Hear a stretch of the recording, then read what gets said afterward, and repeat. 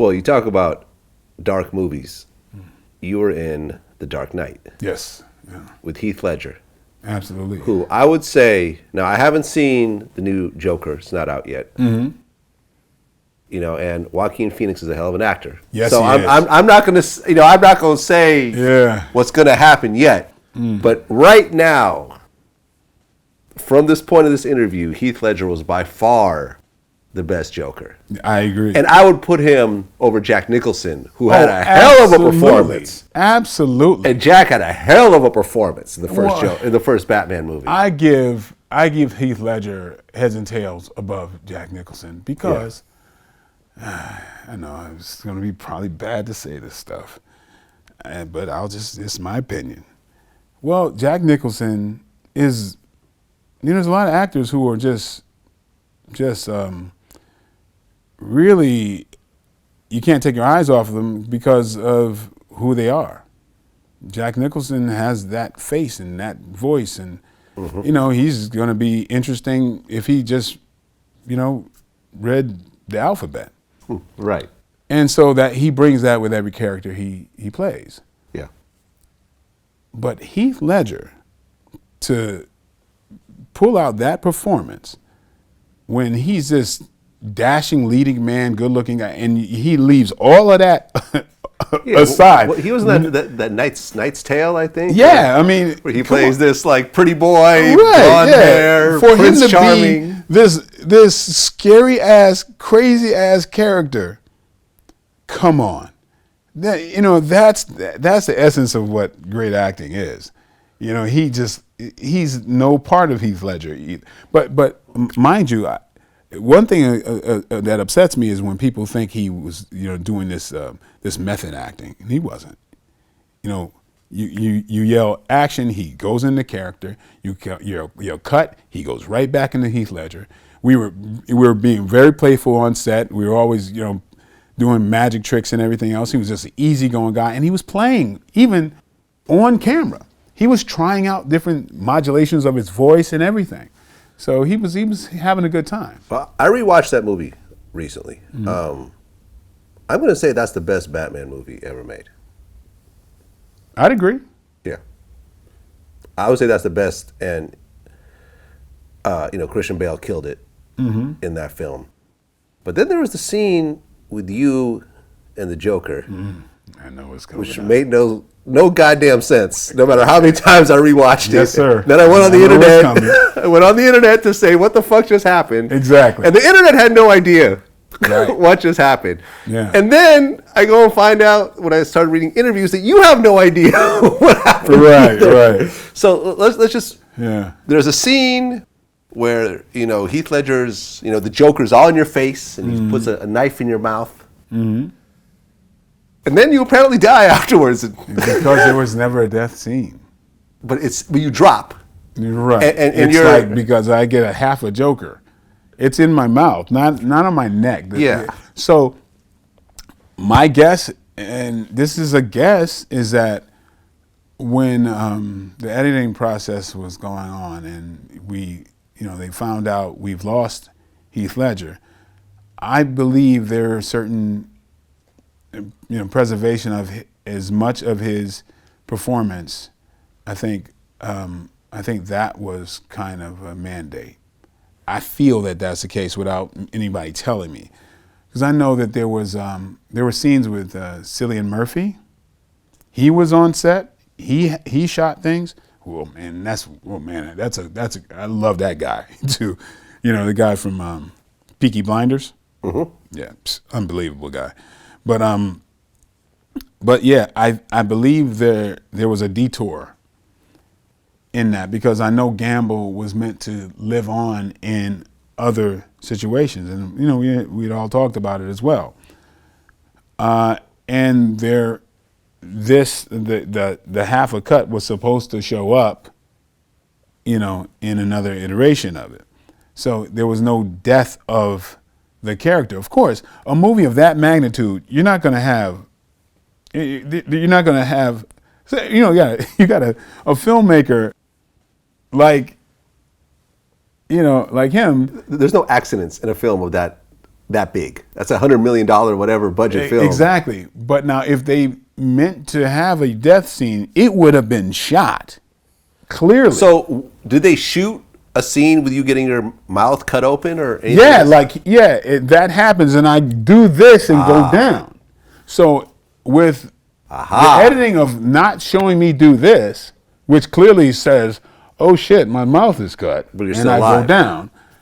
If you cut that and you just see from a distance me falling, to me, understanding and you just directing and editing, you just got killed. That was that's something to make it seem like I was killed, because of course this is shot.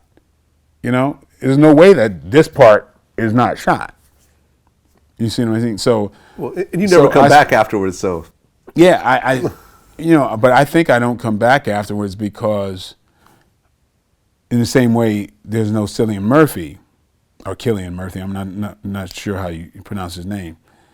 And some of the other things that I saw in the script were not in the finished edit. I just thought maybe, some of the things that when Heath was just kind of improving, I think some of those things made it into it because they wanted to preserve as much of his performance as possible. I think that's my guess. Did you see any of the, any of the drug use or the addiction or anything else like that? God, no. So none of that. No, because he ended up dying from an overdose, right? Understanding this, Heath had problems sleeping, right? And sometimes you get used to a certain sleeping medication, and a lot of people make this mistake where you can take the sleeping medication, your tolerance goes up, and then you get an injury. And you're not connecting that injury medication to the sleep medication, and that's enough to do it right there. That almost happened to me, and I take almost nothing, right? And I had I forgot what it was, but it was some kind of thing that, some painkiller. But I also had every now and then, like I would take once a week, I would take a Ambien type of thing. But I almost did that. Well, I'm looking at the autopsy and toxicology report. It was a mix of oxycodone, hydrocodone, diazepam, temazepam, alprazolam, and doxylamine. Isn't that exactly pain medication and sleep medication? I think so. Yeah. I mean, basically, it said the manner of death is accident resulting from the abuse of prescribed medications. Right. He took a bunch of prescribed medications and mixed them up. And this is didn't wake up, I guess. Yeah, this is during that time where he was doing the Imaginarium of Dr. Parnassus that had these weird hours. It's like this wasn't during the Dark Knight at all. I mean, that guy was very, he was very coherent, very playful, very, he had a great time. He was a really genuine and a really nice human being. It's funny because on set, a lot of us, and even a lot of the people that was just playing day player roles, we would give him a wide berth. We'd give him, we wouldn't want to bother him, and give him his time. And he's the one initiating conversation all the time. And it was almost to where we look like assholes, like we're like not playing with him, and he's like, "Hey, play with me, guys!" He was just like, he'd be the one initiating the conversation. So he actually ended up winning an Academy Award for Best Supporting Actor playing the Joker. Yes. Oh yeah. I mean, I wasn't surprised. Well deserved. Absolutely. Well deserved. Again, I mean, look at what he accomplished. I mean. So many actors get Academy Awards for being cast correctly. I see that a lot, almost like I say they should share that award with the casting director. Yeah, I mean, he actually won it after he died, which is kind of the sad part. Yeah. But I think he would have won it if he was alive. I don't feel like that was one kind of of a tribute type of thing. I think he deserved it. Oh yeah. Oh yeah, no, he killed it. Mm-hmm. How bad did it hit you when you found out about his death? Again, let's bring back the way I grew up. I think early on when death is just so commonplace, you know, that same numbness, you just kind of go, you accept it and you go, oh shoot, okay. I don't know. I think that's probably why I deal with death pretty well. You know, sometimes even people close to me, I'm very accepting of it. But I think that's something that happened early on. Yeah, man. I mean, it's just a part of life. We're all going to Yeah. die. You and I are going to have that date also at some point. Yeah, yeah. Just is what it is, unfortunately. Yeah, absolutely, yeah. When you look at, for example, Suicide Squad, Yeah. and you see the Joker depiction by Jared Leto. I didn't see it. You didn't see it? No, I didn't see it. Because you purposely did not want to see it because of... No, honestly, I really don't watch that many movies. A lot of these Okay. movies are not meant for me. They're meant for the fan base, Okay. and it's just not meant for me. I'm too close to it, you know. I saw it, man, and that was the most disappointing Joker ever. Like, I'll say it. They threw face tattoos on him and big gold chains, and it was like, nah.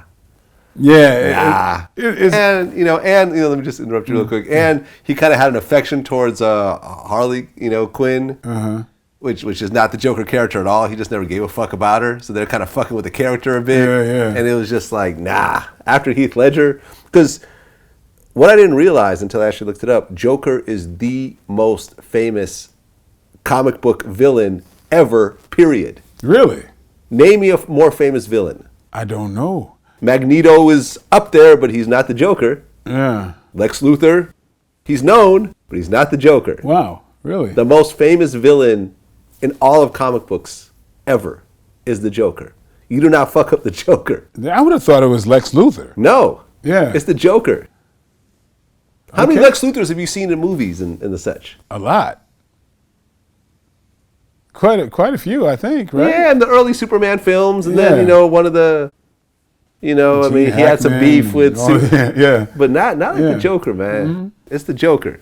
Okay. I'm yeah. just saying. Yeah. It is what it is. Yeah, hey, I'm not going to dispute that. I'm not as close to the comic book world as people might think. Okay, fair enough. Yeah, Fair enough. yeah.